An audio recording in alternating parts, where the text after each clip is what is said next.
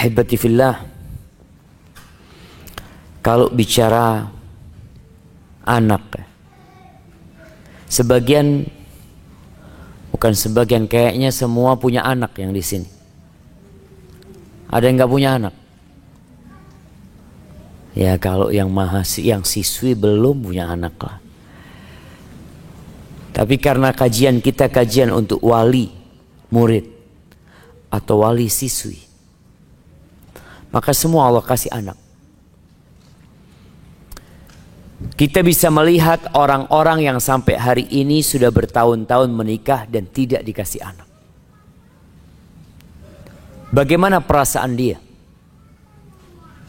Sedih bercampur cemas. Dia takut tidak akan ada yang melanjutkan warisan orang tua. Dia takut tidak ada yang mendoakan ayah bundanya. Dia takut dengan meninggal maka terputus segala-galanya.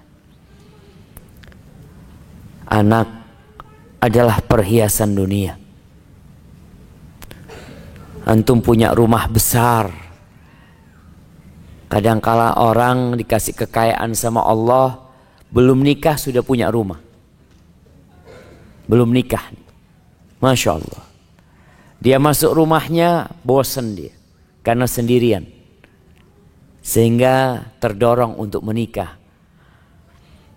Setelah menikah 2, 3 tahun, 4 tahun, 5 tahun. Padahal rumah dia terdiri dari 7 kamar. Tapi kamar-kamar itu kosong, tidak ada penghuninya. Dia terus berdoa memohon anak sama Allah Subhanahu wa taala. Ya. Allah mengatakan al-malu wal banun zinatul hayatid dunya. Harta dan anak adalah perhiasan kehidupan dunia. Sehingga tanpa adanya harta kurang lengkap hidup ini. Tanpa ada anak, ia kurang lengkap. Sehingga kalau bicara minta anak, para nabi pun berdoa minta anak. Nabi Ibrahim puluhan tahun nggak dikasih anak. Dan dia tetap berdoa. Mengatakan, Rabbi habli minas salihin. Sampai dikasih Ismail. Sampai dikasih Ishak sama Allah SWT setelah puluhan tahun. Nabi Zakaria nggak berhenti berdoa. Karena dia tahu anak itu selain perhiasan dunia. Anak itu ada nikmat lain. Yaitu aset yang akan melanjutkan perjuangan orang tuanya. Sampai Nabi Zakaria mengatakan, Rabbi la tadharni fardan wa anta khairul warithin. Ya Allah, jangan tinggalkan aku sendirian ya Allah. Jangan tinggalkan aku sendirian ya Allah. Sedangkan kau yang paling baik yang mewarisi. Akhirnya dikasih anak namanya Yahya. Setelah puluhan tahun. Tapi ternyata anak itu selain perhiasan, selain penerus orang tuanya, aset, ternyata anak itu fitnah buat orang tuanya. Dan bayangkan Nabi Zakaria itu melihat tubuh anaknya tanpa kepala. Nabi Yahya yang ditunggu puluhan tahun ternyata ditebas lehernya, disembelih, dihadiahkan kepalanya kepada seorang pelacur. Bapaknya masih hidup. Melihat jasad Nabi Yahya tanpa kepala. Supaya kita tahu anak itu juga ujian. Fitnah buat orang tuanya. Nggak punya anak difitnah, punya anak difitnah. Dan kita tahu kalau bicara kenikmatan punya anak itu, kenikmatan itu baru bisa dirasakan kalau anak itu soleh. Kalau anak itu baik. Kalau enggak jadi azab buat orang tuanya. Tidak sedikit orang tua yang keluar masuk penjara. Ngurusin anaknya ditahan polisi. Orang tua yang sibuk dipanggil sama sekolah. Hari ini dipanggil, pekan depan dipanggil. Kenapa? Karena anaknya ternyata buat masalah di sekolah. Ternyata anak jadi azab buat orang tua. Maka bicara anak nih, kita semua ingin anak-anak kita soleh, soleha. Putra putri kita. Allah Azza wa Jalla mengatakan tentang amanah ini, innallaha ya'murukum an tu'addul amanati ila ahliha. Allah memerintahkan kepada kalian, apapun jabatan kalian, siapapun kalian, Allah memerintahkan kepada kalian agar kalian menunaikan amanah kepada pemiliknya. Dan dalam kajian kita hari ini, pemilik amanah itu adalah anak-anak kita. Dan Allah juga berfirman di surat An-Nisa, yusikumullah fi auladikum. Allah berwasiat kepada kalian dalam urusan anak-anak kalian. Subhanallah jemaah. Ibnul Qayyim rahimahullahu ta'ala mengatakan, kalau kita melihat, memandang, merenungkan rusaknya banyak anak di masa Ibnul Qayyim pada abad ke-8 Hijriah, kebanyakan rusaknya anak itu karena faktor orang tuanya. Kebanyakan, ada yang tidak tentunya, tapi kebanyakan karena orang tuanya. Coba lihat anak-anak yang di penjara, anak-anak yang narkoba.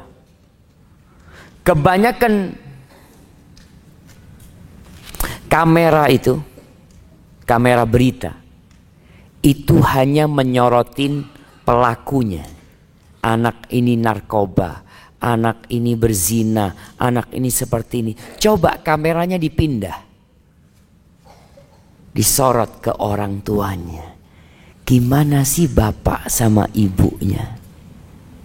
Kok bisa seperti ini anak ini? Masalahnya di mana? Ahibati fillah. Maka pada kesempatan kali ini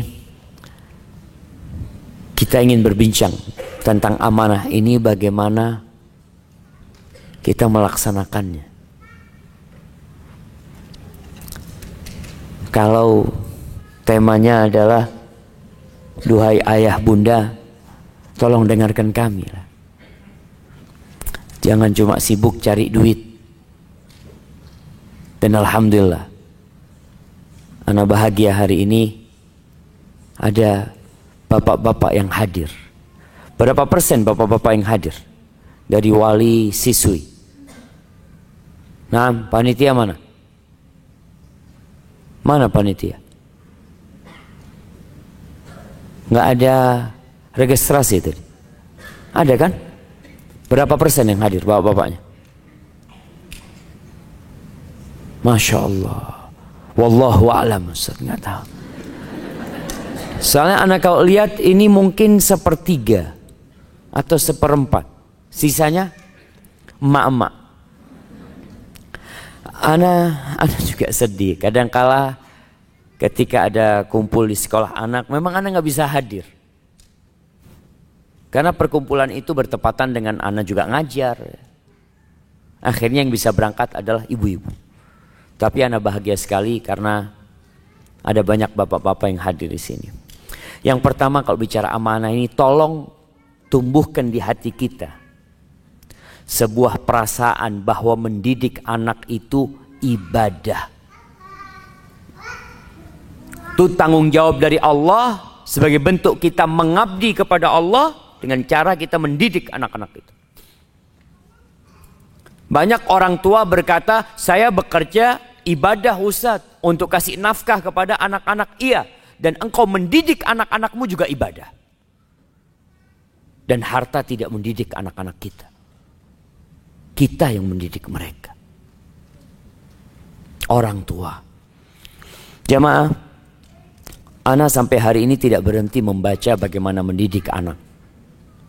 Bukan karena ana ingin menyampaikan ceramah, tapi karena ana punya anak. Ana punya anak 6. sekarang. Ana lihat semua anak-anak punya karakter yang beda-beda. Ana pun belajar gimana ngadepin yang kayak gini. Gimana ngadepin yang kayak gini. Artinya orang tua harus punya pikiran bagaimana membawa anak-anak ana ini menuju kepada Allah Subhanahu wa taala. Ini amanah. Bapak-bapak, ana yakin ingin di hari tuanya berbahagia melihat anak-anaknya. Ibu juga gembira melihat anak-anaknya. Tapi diperlukan perjuangan. Maka perasaan mendidik anak ini sebuah ibadah, tugas orang tua, bukan tugas sekolah. Tugas pertama mendidik anak itu bukan tugas sekolah, bukan tugas masjid, bukan tugas masyarakat, tapi tugas orang tua. Karena ada orang tua yang berpikir dengan menyekolahkan anaknya selesai. Dia berharap outputnya seperti fulan yang sekolah di sekolah itu. Antum lihat pesantren jemaah. Ada banyak sekolahan, ada banyak pesantren. Lulus 100 orang. Tapi kadangkala hanya 10 orang mungkin yang Masya Allah. Sisanya Alhamdulillah lah, biasa-biasa aja. Apakah antum berpikir yang 10 orang itu karena sekolahannya? Kalau karena sekolahannya seharusnya 100 orang lulusan itu sama. Hasilnya sama seharusnya. Tapi kenapa berbeda? Karena kadang-kala yang 10 orang ini mendapatkan pendidikan lebih dari orang tuanya.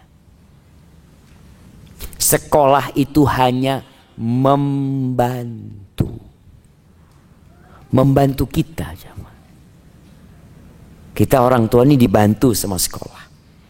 Masyarakat juga membantu. Tapi peran utamanya kita. Maka tolong jadikan mendidik anak ini salah satu bentuk ibadah. Karena memang ibadah. Allah nyuruh kita. Allah mengatakan, ya ayyuhalladzina amanu qu anfusakum wa ahlikum naro. Kata Allah, wahai orang-orang yang beriman, jagalah diri kalian dan keluarga kalian dari api neraka.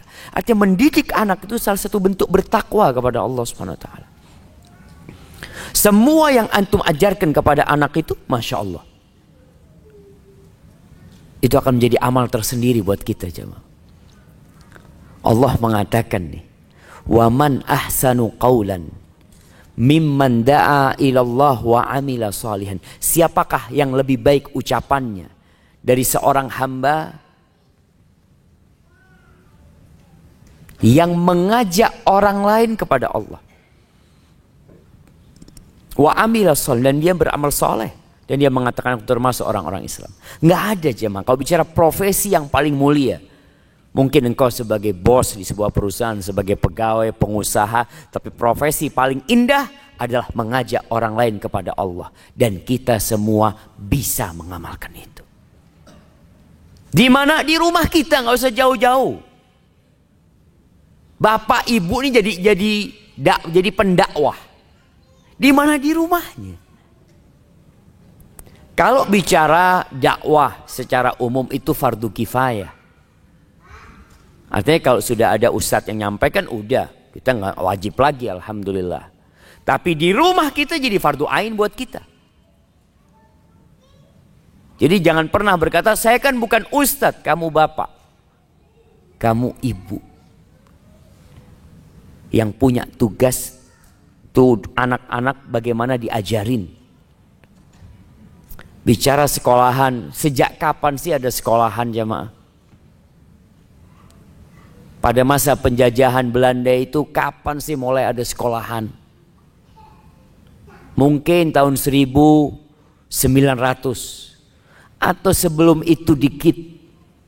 Mulai muncul ada sekolahan-sekolahan. Sebelumnya di mana dididik anak-anak itu jemaah? Di masjid. Sama rumah dulunya. Maka orang tua harus mengambil peran ini. Mendidik anak adalah ibadah. Rasul sallallahu alaihi wasallam mengatakan la ayyahdiyallahu bika rajulan wahidan khairun laka min humrin na'am. Allah kasih hidayah seseorang lewat jalanmu, itu lebih baik daripada engkau mendapatkan harta termahal di dunia ini. Dulu itu ada onta merah. Jadi orang tua kalau ditawarin sebuah mobil harganya 20 miliar sama anaknya yang soleh, dia pilih mana? Anaknya yang soleh. Anak nggak perlu sama semua itu. Tapi kenapa orang tua sibuk cari dunia, lupa sama pendidikan anaknya? Ini yang pertama. Tolong tumbuhkan, mendidik anak adalah ibadah, dan itu tugas kita orang tua. Sekolah hanya membantu. Alhamdulillah jemaah.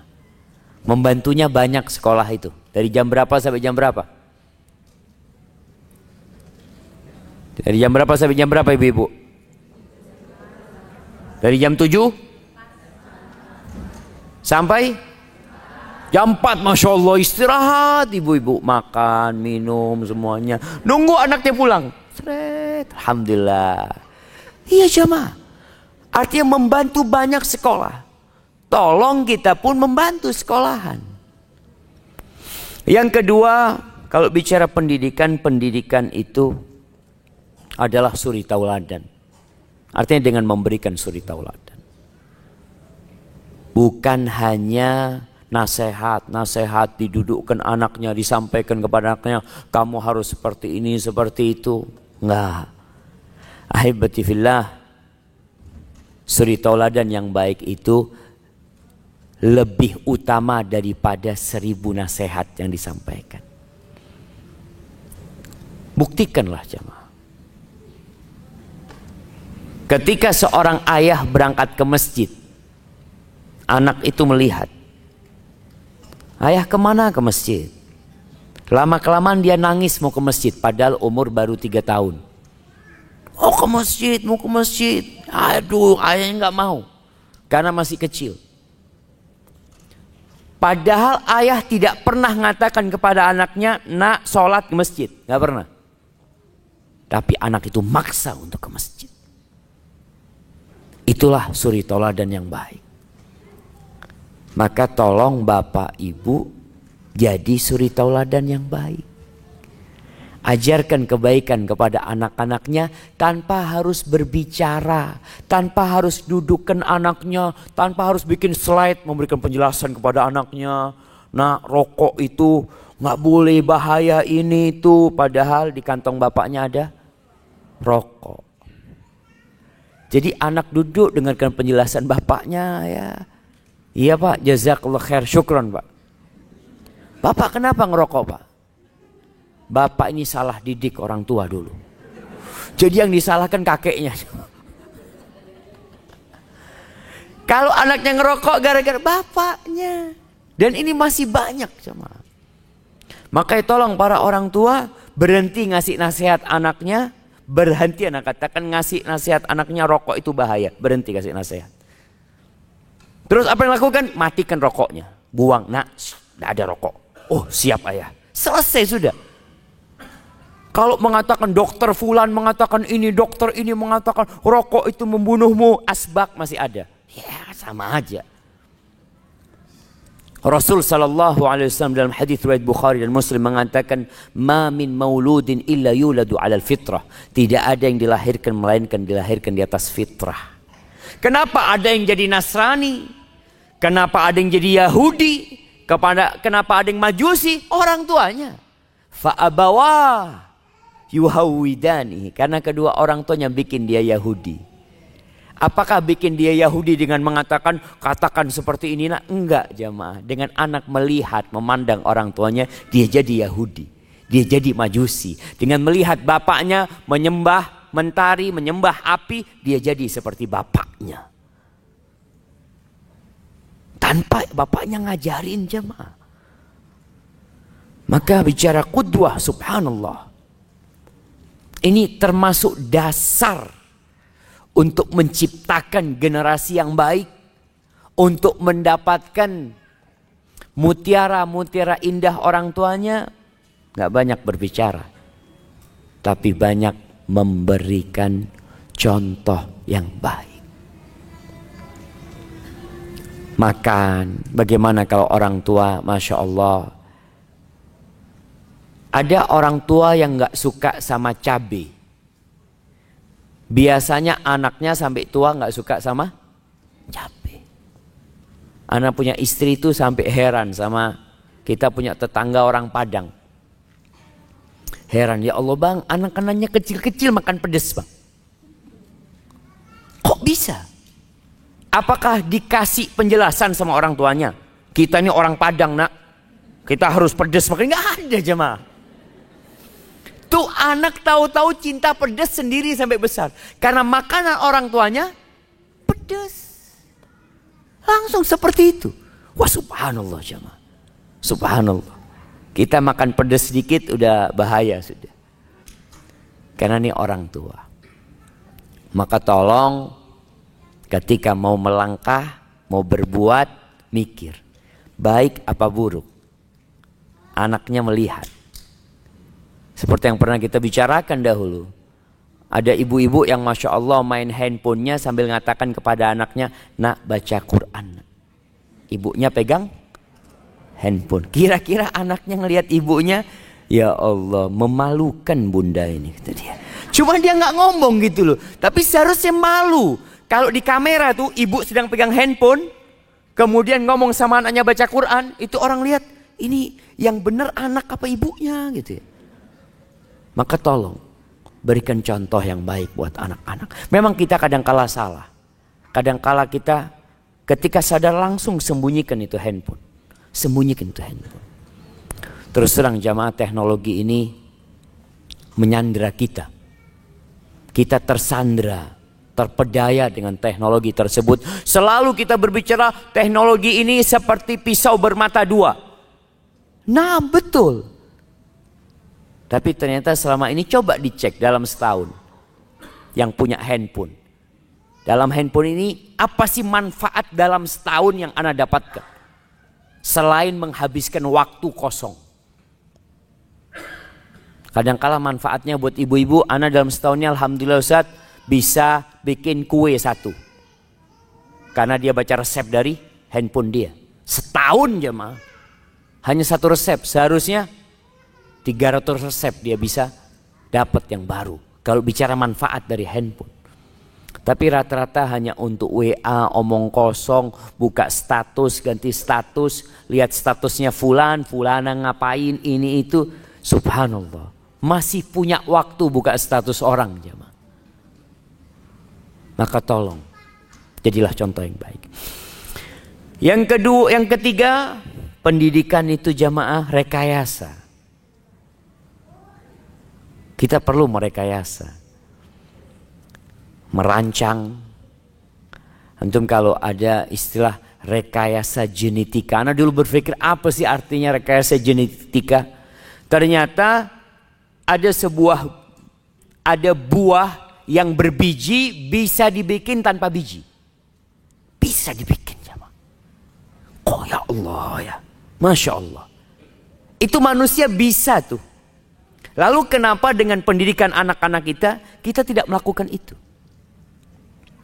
Ada perencanaan, ada pembuatan konstruksi, kemudian ada sistem yang dibikin, bagaimana ekonomis dan efisien.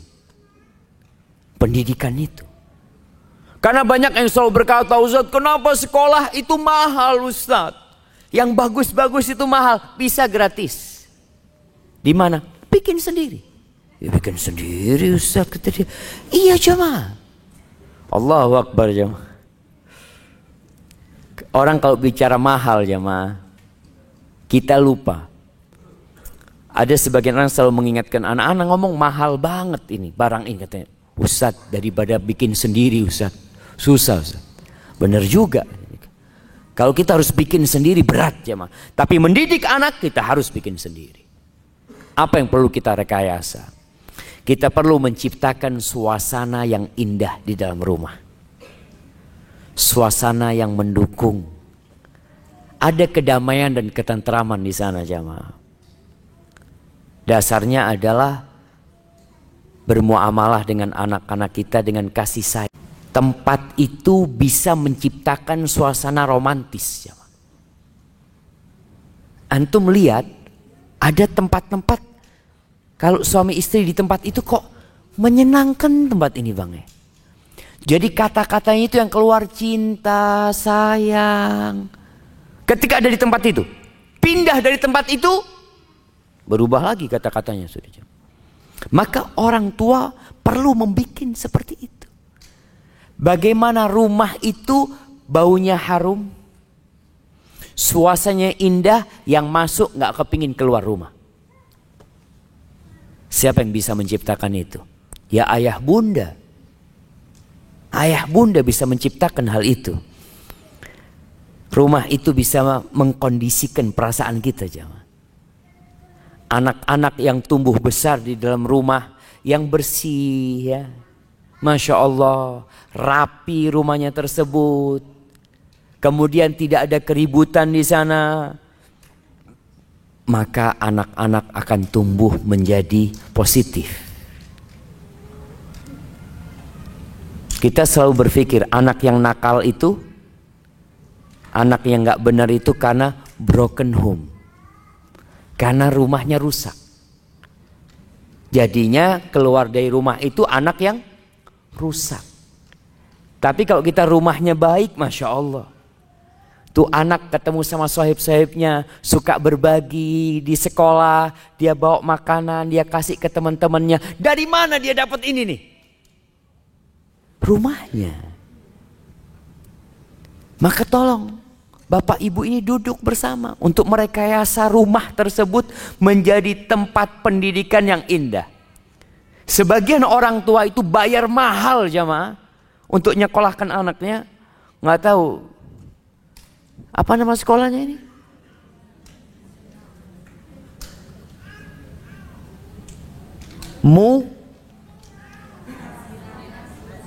Azira, Nazira, Taib Nazira. Berapa bayarnya Nazira? Ana mau tanya, uang mukanya berapa? Apa uang pangkal biasanya kalau daftar berapa Pak? Berapa? 12 juta. Oh murah 12 juta jangan. Ana dengar di Malang di Batu sana 60 juta. Ya Allah. Wallahi sahih cuma. Kalau 60 juta itu ditaruh di rumah, kita bikin suasana rumah ini jadi indah. Ada ruang bermain, ada ini, itu. Masya Allah, anak masuk situ nggak ingin keluar rumah. Bisa? Bisa dibikin. Tiap bulan kita bayar. Bisa nggak kita bayar di rumah? Bisa kalau mau bayar. Tapi yang jadi masalah nggak punya fulus, Ustaz. Gimana mau bayar? Tapi tetap harus ada usaha orang tua untuk merekayasa rumahnya ini menjadi taman pendidikan yang indah buat mereka. Kenapa anak-anak TK itu Masya Allah kalau pagi kepingin cepat ke sekolah, dia kepingin sekolah lagi karena dia mendapatkan suasana yang indah di sana. Gurunya nggak pernah marah ya. Anaknya naik-naik tembok, kok di rumah turun. Kalau di kelas enggak, nak, ayo nak sini main nak, yang baik. Masya Allah, ini anak demen sama yang kayak gini. Sama rumah nggak betah dia cuma. Maka tolong orang tua peduli sama anaknya. Jadi jangan sampai anak itu lebih cinta sama gurunya daripada sama orang tuanya. Dia mengatakan, ya Allah bu guru itu baik banget bunda. Kalau bisa anak mau ganti bunda sama dia. Kepingin ganti ibunya yang itu kata dia. Karena ibu-ibu nggak bisa merekayasa. Itu bu guru Masya Allah. Di rumahnya berantem sama suaminya. Masuk kelas tersenyum. Ahlan anak, padahal di rumah habis berantem sama suaminya. Itu yang namanya rekayasa dia.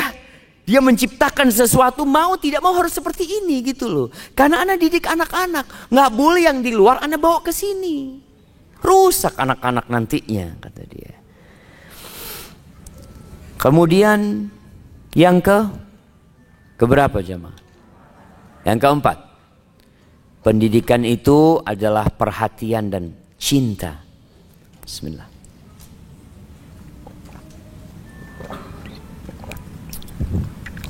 Alhamdulillah. Perhatian terhadap kesehatan anak-anak kita. Memilihkan makanan yang sehat, yang sesuai. Kadangkala orang tua itu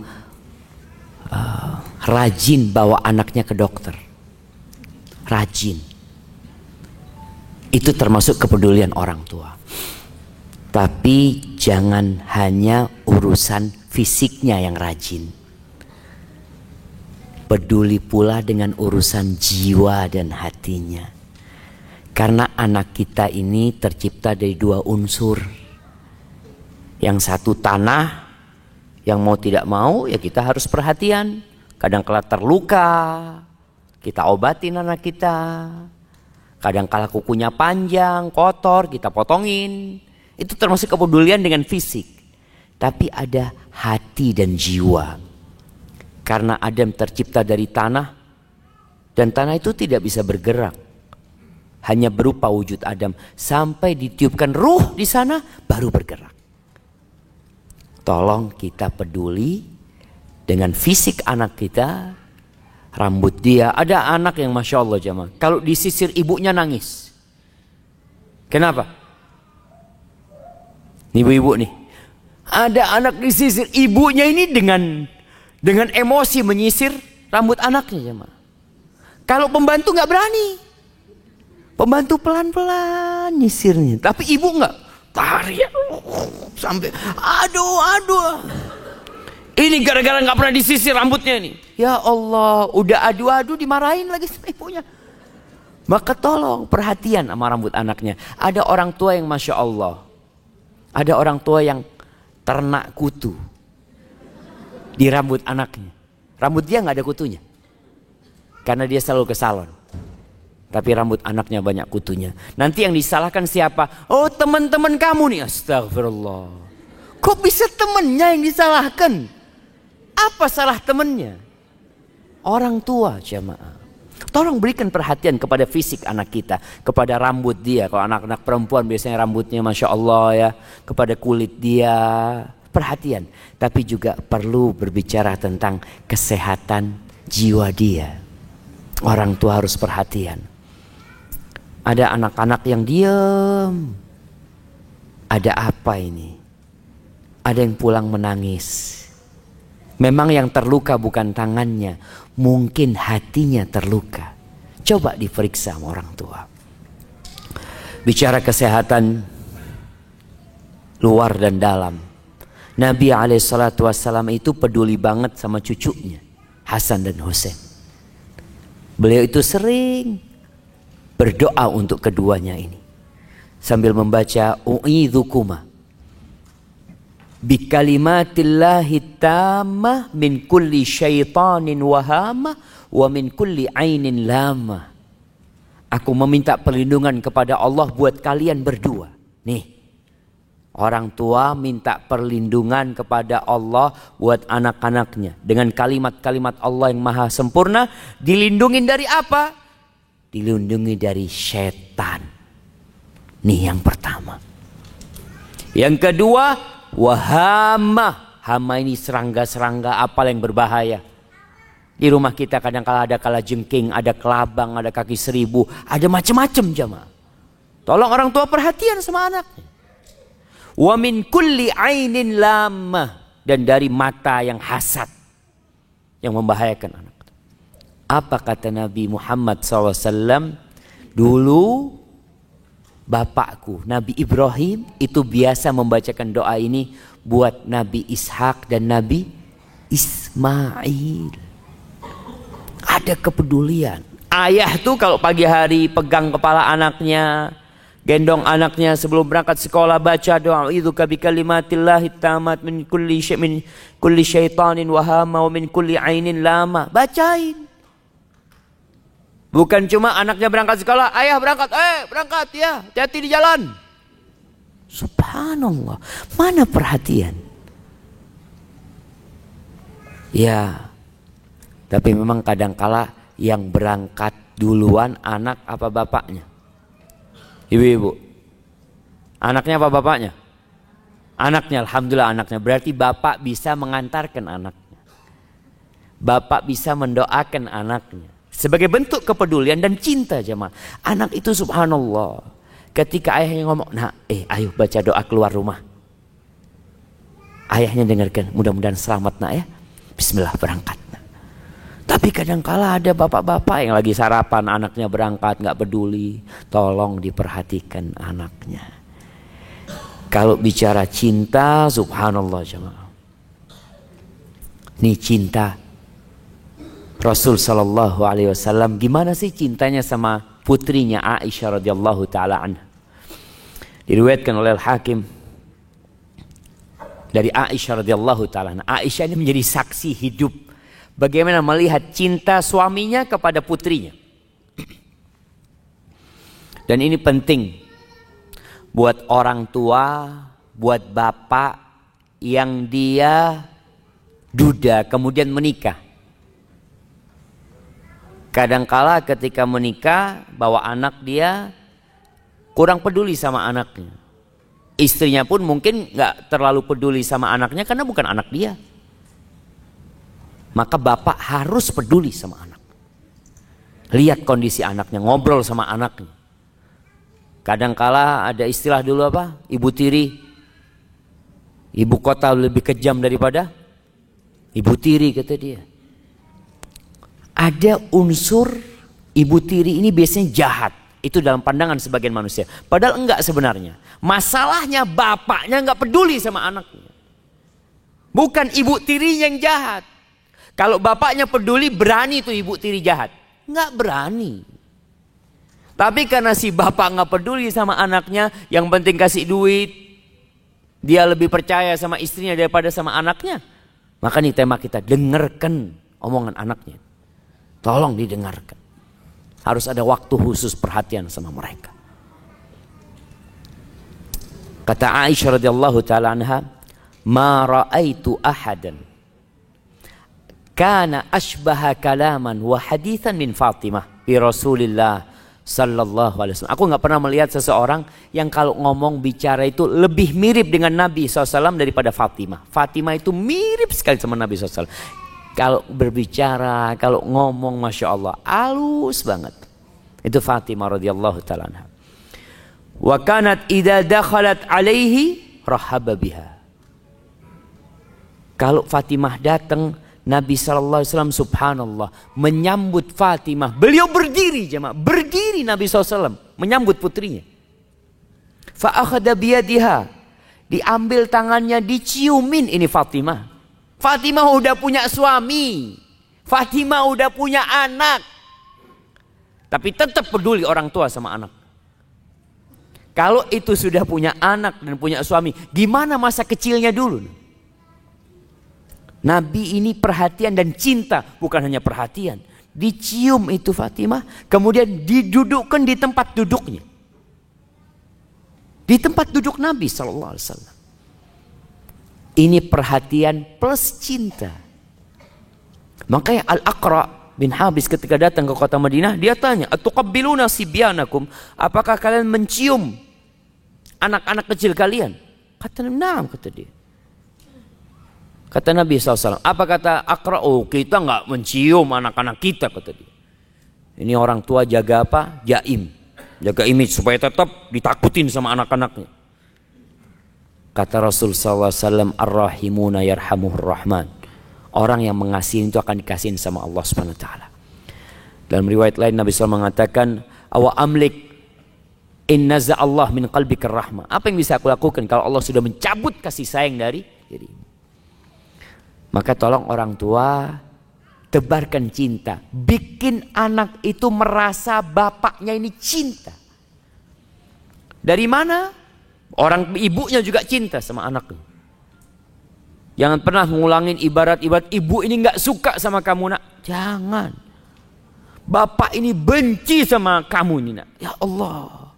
Ketika anak itu merekam bapaknya nggak suka sama dia, ibunya benci sama dia, tuh anak akan tumbuh besar benci sama orang tua.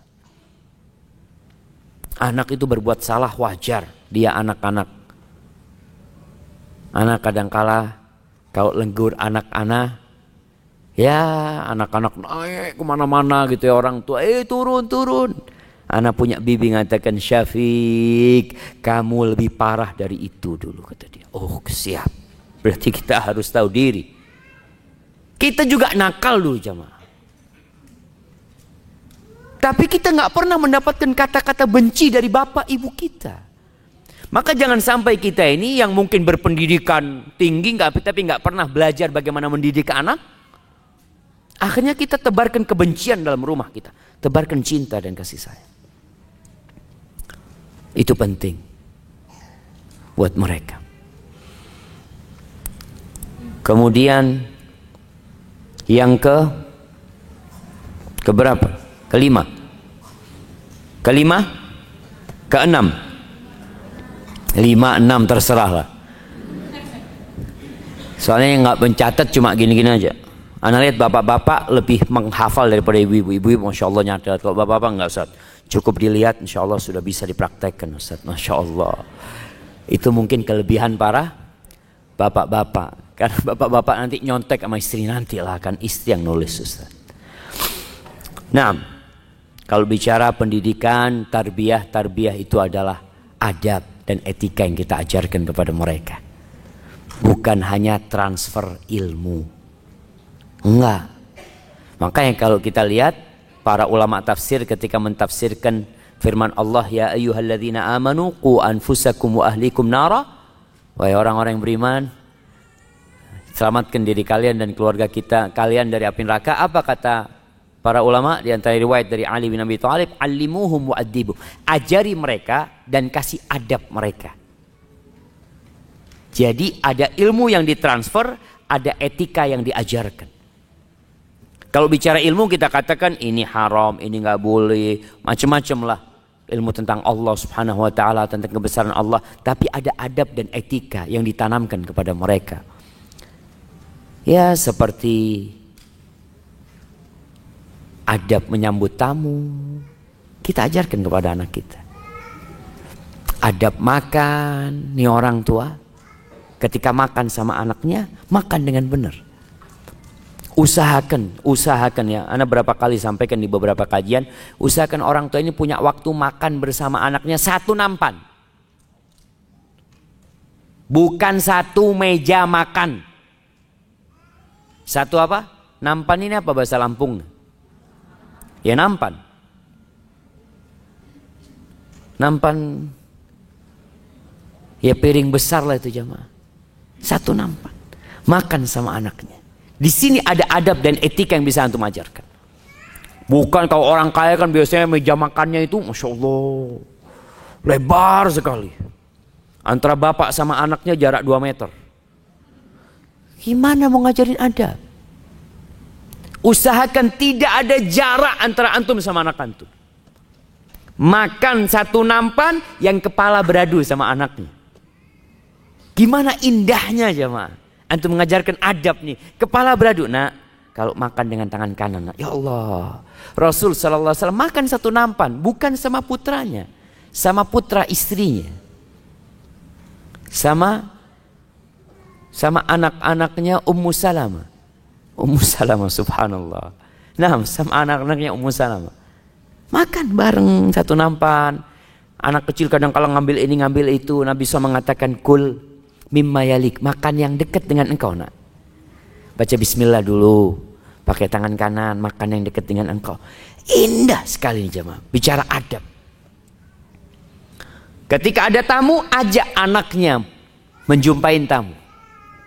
Karena banyak orang tua, Allahu a'lam lah di Lampung ini, tapi ana melihat ada perubahan adab dan etika. Kalau dulu orang tua kita, kalau ada tamu itu kita dipanggil. Jadi ada tamu datang panggil Syafiq, sini. Usahakan yang memberikan makanan itu bukan pembantu. Siapa? Anak-anak kita. Biar dia yang bawa makanan. Kita mungkin punya pembantu di rumah. Dia bisa menyuguhkan makanan tersebut. Tapi kita mau didik anak-anak kita. Maka suruh anak yang bawa makanan. Subhanallah. Ana pernah menyuguhkan makanan, ya namanya masih anak-anak ya. Kita kan teh cangkir itu kita taruh aja kan. Ternyata ada adab yang ana nggak dapat di buku, dapatnya di mana diajarin sama orang tua. Jadi kalau nganu cangkir itu pegangannya itu harus di kanannya orang yang mau minum. Jadi bukan asal naruh gini, enggak ternyata. Diputer dulu kayak gini, diajarin ya seperti ini, Masya Allah jamaah. Di mana kita dapat? Nih orang tua yang ngajarin sama anaknya. Kalau anaknya nggak pernah diajak untuk menyambut tamu, kapan dia mau belajar adab dan etika? Duduknya seperti apa? Dikenalin ini fulan, ini fulan, ini fulan. Diajarin, nah itu sandal tamu itu tolong dirapikan seperti ini. Diajarin adab jamaah. Di sini orang tua telah melaksanakan tugasnya. Karena dia benar-benar melaksanakan perintah Allah Azza wa Jalla. Kemudian ajak anaknya silaturahim. Orang tuanya berangkat ke tempat fulan, ajak anaknya berangkat. Nih, beli makanan, beli kue, bawa ke tempat pamannya apa, sampai sana bagikan sama sepupu-sepupumu. Mulai diajarin nih anak silaturahim. Karena banyak orang tua yang banyak sohibnya, dia ke rumah teman-temannya sering, tapi ke rumah kerabat jarang. Dirubah nih. Ke rumah sepupu apa, ajarin bawa makanan, kemudian bagi ke teman-temannya, cari pamannya, cari bibinya, salaman sama mereka, suruh ajarin, tanya gimana kabarnya paman. Kadang-kala anak kecil itu kan setelah salaman pergi. Ajarin, nah engkau salaman lalu tanya, paman gimana kabarnya paman? Sehat. Nih kadang-kala orang tuh nggak pernah ngajarin jemaah. Itu pamannya heran, Masya Allah. Kok baru ada anak kecil tanya gimana kabarnya? Biasanya salamannya pun nggak ngelihat ke pamannya. Tangan ditaruh di kepala, taruh pipi, dia langsung kabur. Dia jadi adab dan etika. Adab salaman, subhanallah. Ana diajarin adab bersalaman itu, dikasih tahu. Kalau salaman Syafiq, pegang tangannya, lihat wajahnya. Kemudian cium tangan pamannya. Itu paman ana ngajarin ana seperti itu.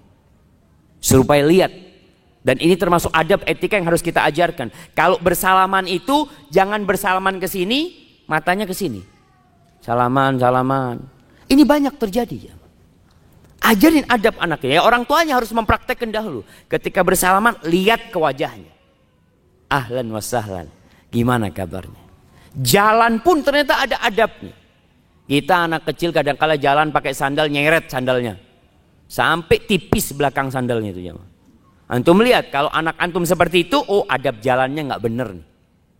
Seharusnya sandal itu nggak tipis belakangnya. Kalaupun tipis semuanya tipis sama. Ini kalau bicara adab. Maka aja yang adab, nah kalau jalan itu jangan diseret, diangkat. Oh iya ayah. Ini butuh kedekatan orang tua sama anaknya. Ziarah orang sakit, ini adab juga. Bawa anaknya ziarah ke tempat orang sakit. Nah yuk. Selain kita menumbuhkan keimanan di diri dia, bersyukur dengan kesehatan yang dia dapatkan, ajak ziarah. Ada orang meninggal dunia, bawa. Subhanallah, 2 malam yang lalu, 2 malam yang lalu, anak pulang sholat isya, anak-anak Yusuf ini ngelihat ada ibu-ibu pada pakai kerudung, keluar dari rumahnya. Apa kata si kecil, ngatakan, Baba, Yusuf mau nyelawat, kata dia. Anak ngomong, siapa yang meninggal? Anak ngomong. Pokoknya dia lihat ada ibu-ibu berangkat ke rumahnya orang, pikirnya ada orang meninggal dunia. Dia ingin nyelawat. Karena biasa dibawa sama ibunya nyelawat. Bawa. Ajarin anak itu. Jangan dititipin pembantu di rumah. Dibawa. Kasih tahu. Nina meninggal dunia. Itu lihat tuh, fulan meninggal di sana. Ya Allah. Ini termasuk pendidikan adab dan etika kepada anak kita. Ziarah orang sakit, takziah orang meninggal dunia. Kemudian ajari bagaimana mendengarkan orang ketika berbicara. Dan kata Rasul sallallahu alaihi wasallam, man dalla ala khairin falahu ajru fa'ilihi. Barang siapa yang menunjukkan kebaikan dapat pahala seperti yang dia kerjakan itu nanti jamaah. Gimana kalau kita mengajarkan 1000 adab kepada anak kita, berapa besar pahala bapak-bapak? Ibu-ibu meninggal dunia, anaknya terus mengamalkan adab-adab itu, bapak ibunya dapat. Kemudian pendidikan itu interaksi dan dialog. Ada interaksi. Jangan cuma perintah dari atas, kamu harus gini, harus gini, harus gini, harus gini. Terus semua harus. Harus nggak boleh. Lakukan, tinggalkan. Lakukan, tinggalkan. Anak ini sampai kayak robot. Kapan didengarkan omongan dia? Kita perlu ngobrol sama dia. Ketika dia melakukan kesalahan umpamanya, kita mau benerin kesalahan dia ini. Nak, yang ini nggak bener, nak. Oh, kenapa ayah? Dia mungkin akan bertanya. Di sini dikasih penjelasan kepada anak itu. Jadi jangan otoriter di rumah tersebut. Iya, nanti ada punishment yang kita berikan kepada anak-anak kita ketika dia melanggar. Tapi nggak langsung kita memberikan punishment kepada mereka. Masih ada nih dialog sama dia, duduk sama anak kita. Kalau dia melakukan sesuatu yang indah, kita semangatin dia. Itu benar kayak gitu itu nah. Ya. Kadangkala ada anak kecil, masya Allah, lagi gambar bagus gambarannya. Menurut dia, sampai ke bapaknya, aduh jelek ini nak, kata dia. Allah. Tolong, anak itu hanya ingin mendengarkan ucapan dari orang tua. Masya Allah nak, ini coba nak, ini kalau mataharinya warnanya kuning bagus nak. Oh iya ayah, dia seneng banget. Dia perbaikin tuh warna mataharinya. Tapi kalau anaknya gambar matahari hitam, masa matahari warnanya hitam? Nggak ada matahari warna hitam. Ya anak-anak aja mah. Sampai ada seorang anak yang gambar ya, dia gambar rumahnya, kemudian gambar ibunya, ya udahlah pokok gambar-gambaran dia gambar, dia cerita nih fulan, ayah mana? Ayah nggak ada, mana? Nggak pernah di rumah ya, di sini nggak ada, di sini memang. Sampai anaknya seperti itu jemaah. Maka tolong orang tua hadir di situ untuk dialog, interaksi sama anak-anaknya sehingga dia mendengar. Anaknya punya masalah di sekolah, anaknya akan cerita sama orang tuanya. Berapa banyak anak-anak kita ya Allah, maaf nih, kejadian-kejadian anak-anak itu dilecehkan seksual di sekolah. Baru ketahuan setelah 40 siswa dilecehkan. Kok bisa? Bukankah seharusnya satu anak itu sudah bisa membongkar? Karena si anak nggak pernah diajak ngobrol sama orang tuanya. Duduk ngobrol, nak gimana sekolah ya, teman-temanmu gimana, tanyain. Biar dia cerita, dengerin. Ketika dia cerita macem-macem dengerin. Orang tua nggak punya waktu, matikan handphonenya. Kita wallahi punya banyak waktu cuma. Tapi handphone ini yang mengambil waktu kita. Coba antum libur nih bapak-bapak, ibu-ibu, libur pakai smartphone, nggak pakai handphone, pakai smartphone, libur. Beli handphone yang harga 100.000, bisa buat telepon, bisa buat SMS. Smartphone taruh di lemari, sudah, tinggalkan. Ketika itu pegang handphone ini, lihat apanya yang mau dilihat ya, kata dia. Nggak ada. Kita hanya akan menunggu bunyi. Ketika ada bunyi baru kita angkat. Tapi kalau smartphone kita akan buka lagi. Berjam-jam kita buka, nggak berhenti. Sedangkan anak kita mau cerita 5 menit, nggak ada waktu kita mau dengarkan cerita dia. Ngobrol sama dia nggak ada waktu. Wallahi subhanallah jemaah. Orang-orang dulu itu hidupnya masya Allah. Ada seorang ayah yang baik. Gara-gara punya smartphone, anaknya cerita, bapak sekarang mulai WA-an sama mantan pacarnya dia. Ustaz. Waktu SMA, padahal sudah punya cucu. Gara-gara smartphone. Padahal nggak perlu, nggak buat hubungan sudah. Kalau buat hubungan beli handphone yang bisa telepon dan SMS. Ini untuk menjaga diri. Maka orang tua ingat, pendidikan itu adalah interaksi dari dua sisi. Dengarkan ucapan anaknya. Mungkin anaknya dapat sesuatu yang salah di sekolah. Iya, kita bisa perbaikin. Karena banyak sekolah-sekolah mungkin yang gurunya baik, tapi kawan-kawan di kelas itu tidak baik. Sehingga anak melakukan tindakan-tindakan yang gak baik. Kemudian pendidikan itu adalah sistem dan disiplin. Kita perlu punya sistem yang ngomong sama anaknya, nah umpamanya hari ini gak ada es krim, besok makan es krim. Nih. Kita udah kasih kelonggaran buat dia. Hari ini nggak ada, besok. Anaknya nangis macem-macem, dikasih sama orang tuanya, mulai sistem dia rusak.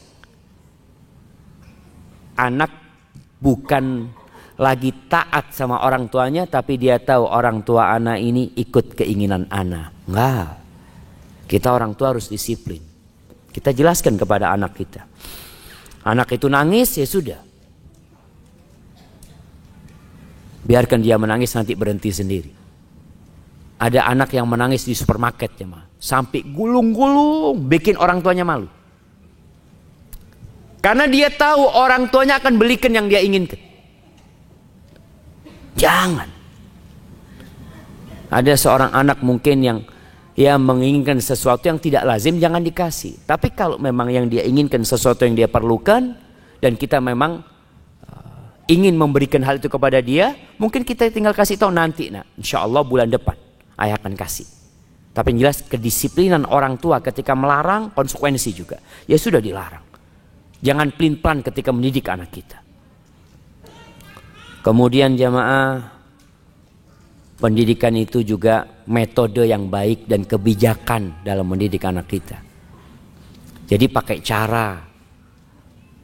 Oh, jangan mengatakan dulu kita punya kakek nggak pernah belajar mendidik anak, Ustaz. Dan alhamdulillah semua jadi orang anak-anaknya, nggak ada yang jadi macan. Iya, memang mungkin seperti itu, mungkin masa itu seperti itu. Sekarang berbeda, jamaah. Orang tua bisa dilaporkan sama anaknya. Sekarang ini guru bisa dipenjara sama murid. Banyak terjadi hal itu. Maka tolong orang tua mendidik anak itu ada caranya, ada bijak ya. Seperti ya, jangan sering-sering pakai bahasa menyuruh dan melarang.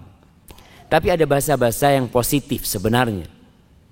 Yang kalau kita katakan kepada anak kita, mamanya dia kadang-kala menggambar di tembok atau di, nah kalau engkau gambar di buku kayaknya lebih bagus lagi nak, kata dia. Ini anak akan berpikir. Tapi kalau orang tua hanya ngomong, gambar di buku, gambar, bukan di tembok. Ini anak, dia lihat ayahnya, dia kerjakan, tapi ada ketidakpuasan dia sama ayahnya. Tapi ketika ayah mengganti ucapan itu dengan mengatakan, nak, indah banget kalau gambarmu di buku itu, nak. Indah kali. Dia, oh iya ya, dia langsung cari tuh buku gambarnya. Karena dia diajak untuk berpikir. Kadang-kala tuh anak-anak kecil ya keluar rumah nggak pakai jilbab. Ibunya teriak, pakai jilbab, teriak tiap hari kayak gitu ibunya. Apa nggak bisa pakai bahasa lainnya? Ketika dia ngomong, nak, engkau itu cantik banget kalau jilbabnya dipakai. Nah. Benar ibu, iya kata dia. Masya Allah. Selain kita didik tentang hukum itu, tapi ada bahasa-bahasa yang membuat dia termotivasi untuk melakukan amalan itu bukan karena keterpaksaan, tapi karena kepuasan dia. Yang terakhir, harus ada kesepakatan antara ayah bunda. Harus ada keseimbangan. Jangan sampai ibu mengatakan tidak, ayah mengatakan iya. Ini masalah buat anak. Makanya bapak ibu ini perlu sering duduk supaya sampai kepada kesepakatan gimana nih anak kita. Mamanya salah satu mendidik anak itu yang mamanya bapak memukul, si ibu tidak memukul.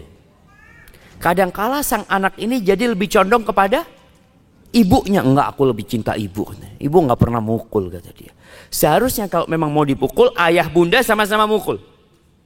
Sehingga anak itu, oh siap. Tapi ingat, mukul itu bukan cara yang baik. Mungkin kalau ingin memberikan ya hukuman buat anak kita, dikunci di kamar. Udah, hari ini nggak keluar, kau main di sana. Seperti itu. Sehingga dia sadar, oh iya ayah. Dia mulai berpikir di sana dalam kesendirian dia daripada dia dipukul. Kalau orang tua memanja anaknya, maka tolong jangan berlebih-lebihan, seimbanglah.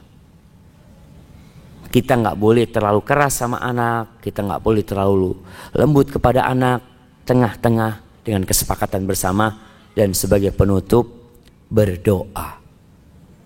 Mendidik anak ini jamaah, jangan bersandar kepada diri kita. Kita sudah dengar cerita anaknya Nabi. Nabi siapa? Nabi Nuh alaihi salam. Anaknya Nabi. Kafir jamaah. Bapaknya Nabi. Maka jangan pernah bersandar kepada dirinya. Oh, saya orang yang berilmu, saya psikolog pendidikan, saya ini, saya itu. Jangan. Bersandar sama Allah Subhanahu wa taala. Terus berdoa minta tolong. Iyyaka na'bud wa iyyaka nasta'in. Hadza wallahu a'lam bishawab.